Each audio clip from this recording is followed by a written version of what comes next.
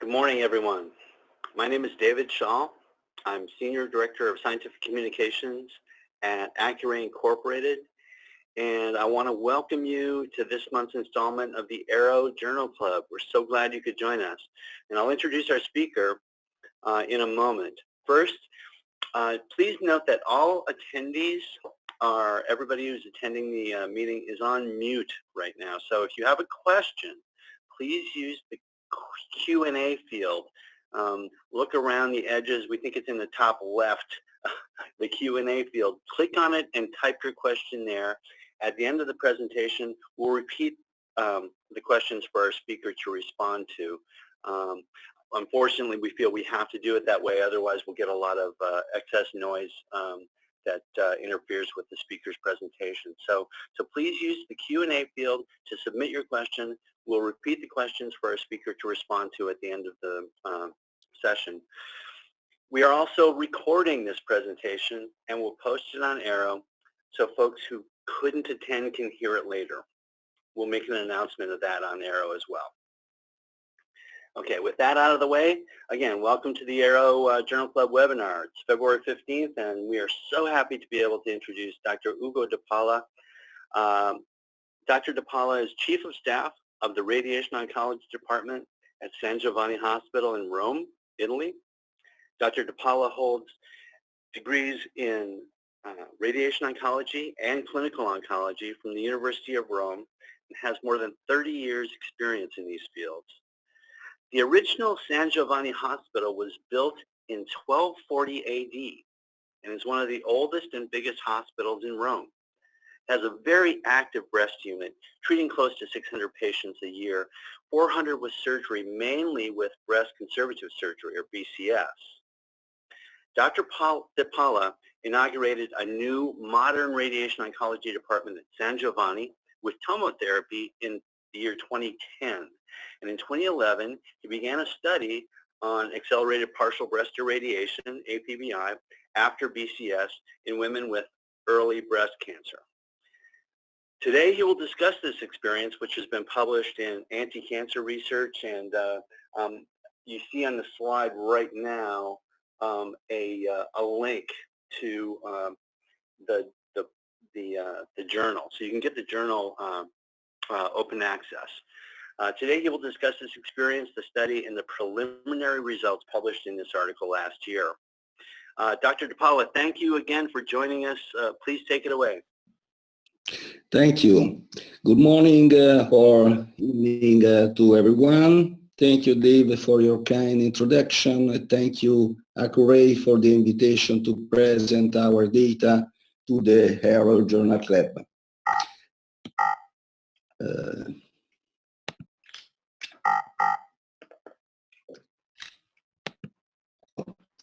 As you see in the introduction, we started to use TomoTherapy for APBI in 2011. At the present, we have treated 245 women with early breast cancer after breast conservative surgery. But our paper described preliminary results on 111 patients with the follow-up at least 2 years. We have a median follow-up of 34 months. I will review the following in my presentation today: PBI or APBI techniques, results from randomized trials, the criteria for our patient selection, the design of our study, preliminary results of the study, and conclusion. APBI has become an emerging standard of care in the last few years. Several trials, phase 2 or 3, supported its use in the clinical practice. The main advantage of APBI modality are the possibility to reduce treatment time with very good patient compliance, decrease the utilization of radiotherapy facilities and healthcare resources, potentially limit toxicity, less volume, reduce the dose to the lungs and heart, better cosmesis, the possibility of increased efficiency in local control in terms of some radiobiological consideration. Anyway, to achieve good results comparable with the standard breast conservative therapy, APBI needs adequate technique, adequate and very careful patient selection.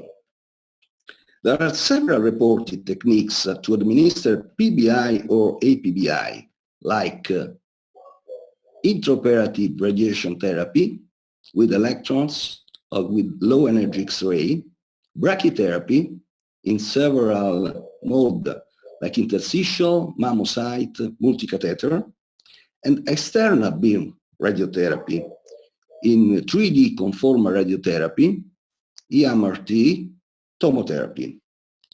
So the external beam radiotherapy can be delivered with 3D radiation. The tumor after surgery can be identified and outlined on CT scan. So with the multi-beam technique, we can have an excellent target coverage, but also there is a potential exposure to the closed structures like lungs, heart, and ipsilateral breast. About the use of tomotherapy in breast cancer, there are very few reports. In those few papers about tomotherapy data, the results consider only cosmetic dosimetric technical aspects. In comparison with 3D CRT, tomotherapy allows very precise image guidance before each irradiation, enhanced dose conformality and homogeneity, with likely reduction of high doses delivered to the lungs, heart, and involved ipsilateral breast. All the techniques used for APBI have been tested in several randomized studies, and this is the timeline on this study, beginning with the brachytherapy in 1998, and after the external beam 3D CRT and MRT. At this time, we have the outcomes of 5 completed randomized studies comparing APBI with the standard whole breast irradiation. You can see the study in yellow. This is complete in terms of outcome. 2 ongoing trials, but presented just for toxicity data in orange. One is RAPID from Canada, and this from the USA. All these trials compare APBI with the standard whole breast irradiation. Brachytherapy in the first 2 studies represents the oldest modern APBI technique with the longest follow-up. The National Institute of Oncology in Hungary performed a randomized trial of 258 women receiving either standard whole breast irradiation or interstitial whole breast irradiation. As you can see here, the local recurrence is the 5.9 for APBI and 5.1 for whole breast irradiation. So no difference at 10 years follow-up. GSC ESTRO is a multi-institutional randomized non-inferiority trial comparing standard irradiation and APBI delivered with interstitial brachytherapy. They used the high dose rate or pulse dose rate. Over 1,000 patients were enrolled, and at 5 years showed no difference in rates of local control, 1.4% versus 0.9%. More recently, and a randomized Italian trial, 520 patients from the University of Florence, compared standard irradiation with the APBI delivered with MRT 40 gray in 5 fractions every other day. At 5 years, no difference was seen in the rates of local recurrence. You can see the same, exactly the same, 1.5 for each treatment. A smaller randomized trial from Barcelona also demonstrated no difference using 3D conformal radiation therapy. The import law from UK compared three groups of patients: standard whole breast irradiation with or without boost dose, and APBI. The trial enrolled over 2,000 patients and found no difference in rates of local recurrence at 5 years. In conclusion, as you can see, all these studies show that the APBI is not inferior to whole breast irradiation in terms of local control, disease-free survival, and survival. If you will look at the same studies in terms of toxicity here, we can see also that for the brachytherapy in the two studies, but studies about brachytherapy, show better outcome, and IMRT as well, 3D CRT, improved cosmesis for partial breast patients. In conclusion, also toxicity data showed no difference or better outcomes between APBI and standard whole breast irradiation. Talking about more toxicity, in this 2010 editorial of Red Journal, Benzel-Yardold gives some radiobiological consideration, and they, analyzing the preliminary results of 3 phase 2 trials, reported the quite high incidence of poor or fair outcome, and emphasized that these results could rationally call for once daily rather than twice daily delivery. So, at the end, what have we learned from all the trials on APBI? Multiple techniques have demonstrated consistent findings for the clinical practice. There is no difference in local control with APBI compared with the whole breast irradiation. Toxicity data supports no difference in outcomes between interstitial APBI and whole breast irradiation, while data with the external beam radiotherapy favors IMRT or daily radiation compared to 3D CRT technique and twice daily delivery. And with regard the fractionation of the IBRT, if you look at the radiotherapy schedules used in randomized trials and the biological equivalent dose of the schedule involved in external beam radiation therapy, we can consider that a bed of about 80 gray using the alpha-beta ratio 3.4 could be considered safe and effective. For this consideration, in our study, we chose the same bed of 80 gray, 82 gray, but with the once daily fractionation. What about patient selection? One very important question to determine the indication for APBI is the patient selection. In 2009 or 10, the American and the European Radiation Society give some recommendation with the slight difference. The age, 60 in the astro, 50 in the estro, the stage, and the receptor status. Anyway, the last year, the astro also lowered the age to 50 years and added a couple of factors like TCIS and DCIS in suitable patient selection for APBI. For our study, anyway, we mostly follow the European recommendation. So these are the selection criteria for our patient and the study design.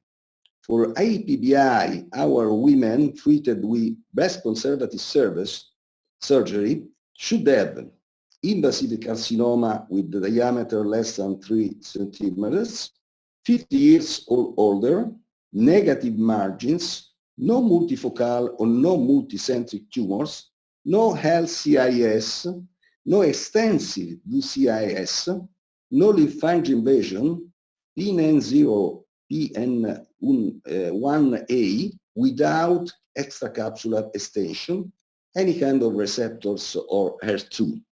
We delivered in these women the APBI with tomotherapy in 10 fraction, 3.85 gray H for 2 weeks.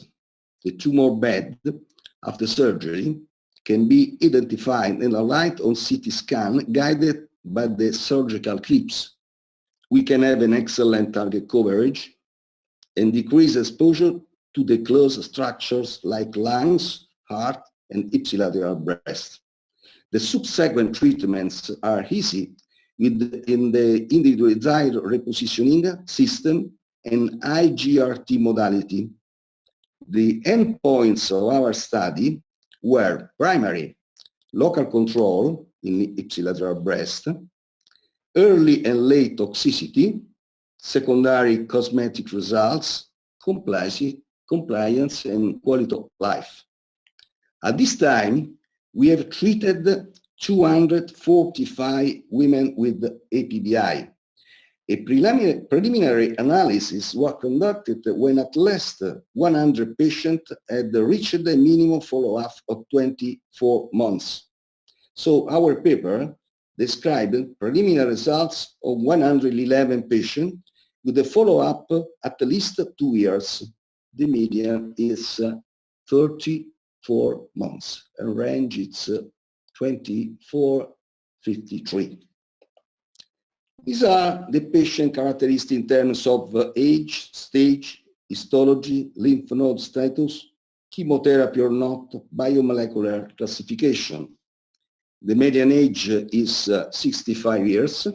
The majority are at stage 1A and are ductal carcinoma. 93% have negative lymph nodes and just 3% have chemotherapy.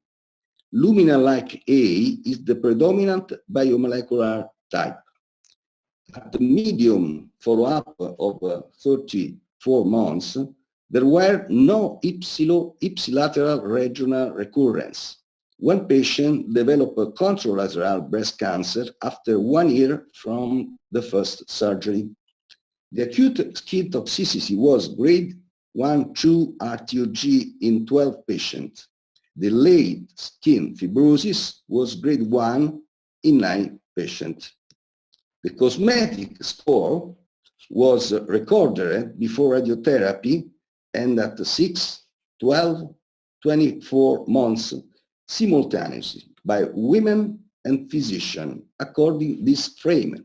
As you can see, the overall cosmetic satisfaction, poor, fair, good, excellent, as well as some specific feature of the breast here or nipple area when involved were scored in terms of poor, fair, good, excellent.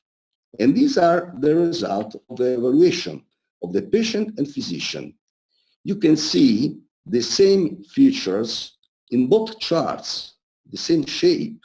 Fair and poor cosmetic results account for less than 2% after 2 years here, 2% in patient assessment and 1% in physician assessment. This is from after 2 years. Last, this is an example of the good cosmetic results. This is the area treated with the APBI. You can see the symmetricity, the good, very good cosmetic results. Last but not least, several reports like this stated that the exposure of heart during radiation treatment for breast cancer increased the risk of ischemic heart disease, and this increase is proportional to the main dose to the heart. We have an ongoing study on dosimetry of the cardiac substructures like cardiac chambers, vessels, and so. In women, we have treated with a PBA with tomotherapy. Anyway, for now, we have calculated that the main dose to the heart is much less with APBI technique. For the left breast, our data shows 0.53 gray in comparison with the 4.9 gray of the conventional irradiation shown in the literature. This consideration on the very late side effects of radiation therapy on heart disease make me think of the evolving role of radiotherapy from the past to the present in the last 20 years or so. The concept of treating patients using the maximum tolerated dose and volume, maximum volume and dose tolerance, has evolved to using the minimum effective dose and volume. The APBI techniques fit perfectly with these ideas. Less volume, same biological effective dose, fewer very late side effects. So, in conclusion, there are a few key points for you to consider and remember. TomoTherapy is a suitable platform for APBI offering improvements to existing techniques. It could be a good option in very selected women with early breast cancer. High dose fraction does not increase early toxicity. At short time follow-up show good cosmetic results and better patient compliance. Tomotherapy reduces dose to the heart with potential decrease of ischemic risk. The last photo shows our breast unit team, my friends and colleagues, who helped with this ongoing research and data collection. So thank you for your attention. I will now do my best to answer your question. Thank you very much, Dr. Paula. That was outstanding. Really excellent results for tomotherapy for this one fraction per day approach. We do have a couple of questions that came in. I want to remind people, if you have a question, we have to stay on mute, but you can use the Q&A function. You can find it somewhere on your screen. Click it and enter your question there, and we'll read them to Dr. Paula. I actually have a couple of basic questions from the attendees that are very related to the question I wanted to ask you. Here's the first one. What were your DVH goals for the heart and contralateral breast?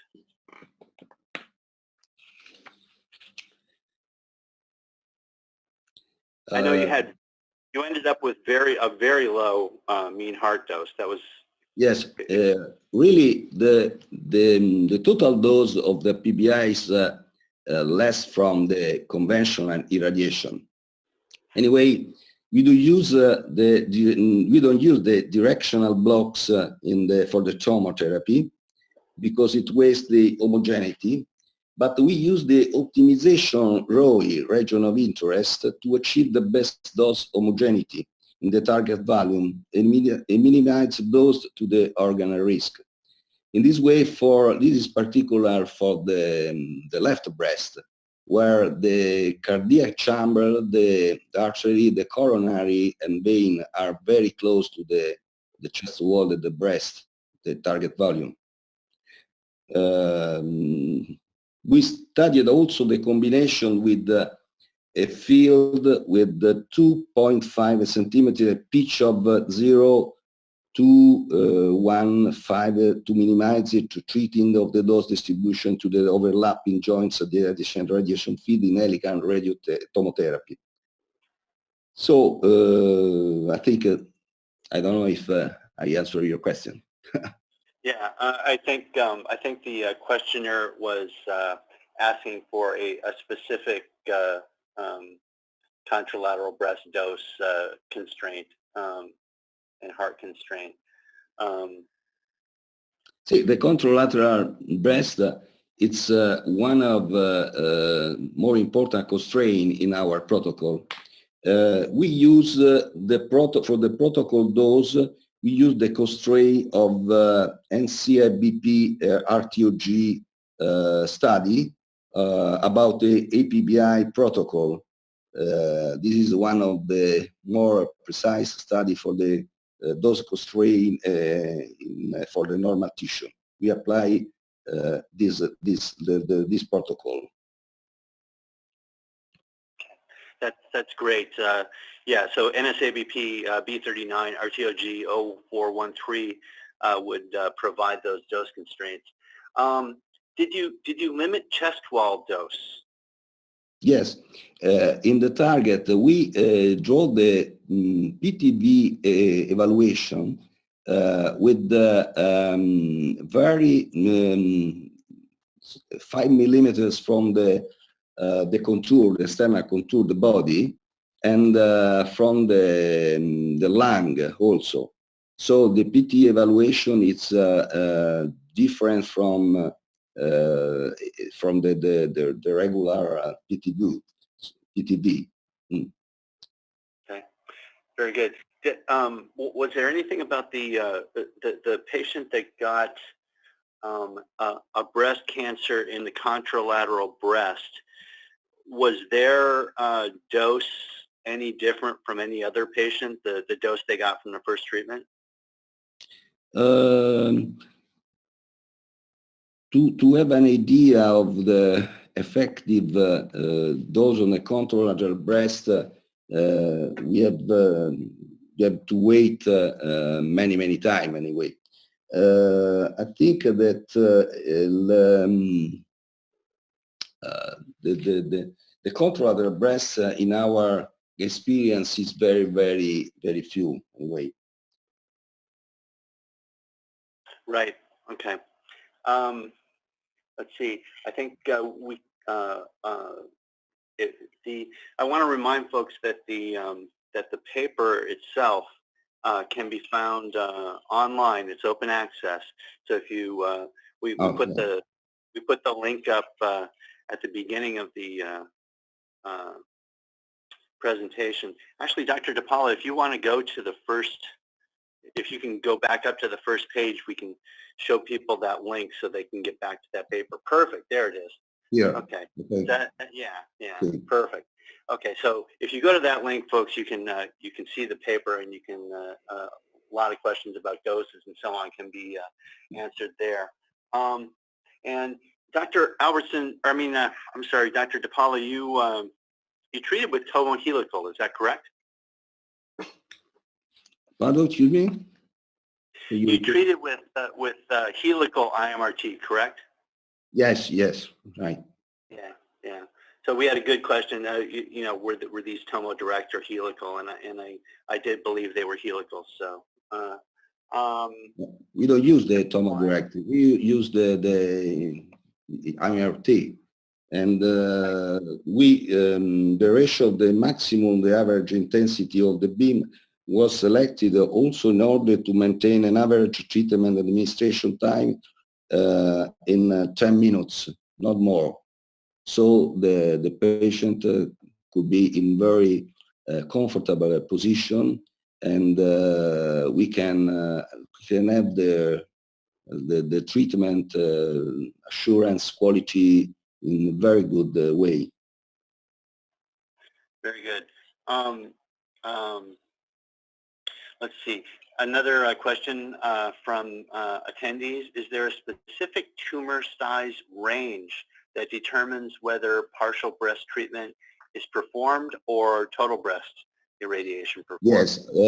When we have the volume, the total volume of PTV evaluation, it's more than 1/3 of the whole volume of the breast, we don't perform the APBI.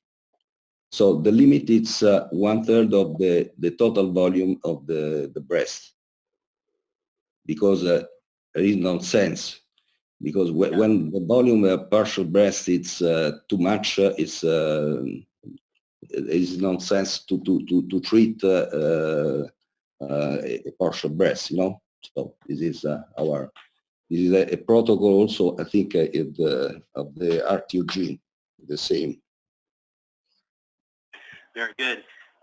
Another question from attendees, and I think we're getting a lot of interest in the details of your delivery, including dose constraints and the use of blocks. I know you mentioned that you didn't use any specific directional blocks. Is it possible to get the details of your treatment protocol? Yes. Our physicist Also, there is a paper that are in ongoing paper about the dose, because they studied several algorithms to don't use the directional block because it weakens the homogeneity. So they try with the optimization, with the ROI optimization for the target value homogeneity and minimize the dose for the near organ. Great. Okay. So yeah, I remember I think it was at Astro a couple of years ago that you presented some of the dosimetry for this treatment, and it was outstanding. I was very excited. I was very excited to see the dosimetry a couple of years ago, and now seeing the clinical outcomes, it's very gratifying. Let's see. I think I have one question. I guess it's a broader question about the future. Others are investigating even more aggressively hyperfractionated partial breast irradiation. You cite the Livy et al. Paper, for example, the 5-fraction paper. How do you think breast cancer radiotherapy will evolve over the next few years? APBI continues to evolve as technique with a novel strategy to reduce treatment duration. There are some data from William Bemore Hospital that evaluated the feasibility of with the brachytherapy with 2 days, 28 gray 4-fraction. They published a paper in which 45 patients had 90% no local recurrence, but 3 rib fractures and very good cosmetic results. I think this could be in a way to reduce the extreme hypofractionation. This is a goal that we can gain with the modern technology, with the modern machine for the radiation therapy. Anyway, I think many years, and the study should be also ongoing.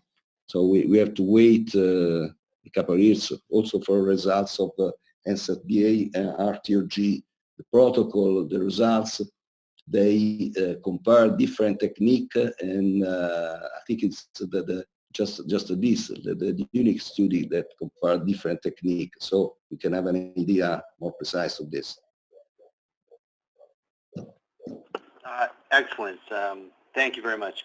I think that could be where we end this session. I want to thank you again, Dr. DePaula, for an excellent presentation. And I would like to thank people who attended for attending. We really, really appreciate the support we've gotten for the journal clubs. Please tell your friends. We have another journal club scheduled for March, and we will get the word out on that very soon. Keep in mind that we have recorded this session, and we will be posting it on Arrow. Also on Arrow, you can find the link to Dr. DePaula's excellent paper. And with that, we will say goodbye, and thank you again. Thank you very much. Have a great day. Thank you. Thank you. Bye-bye. Bye-bye now.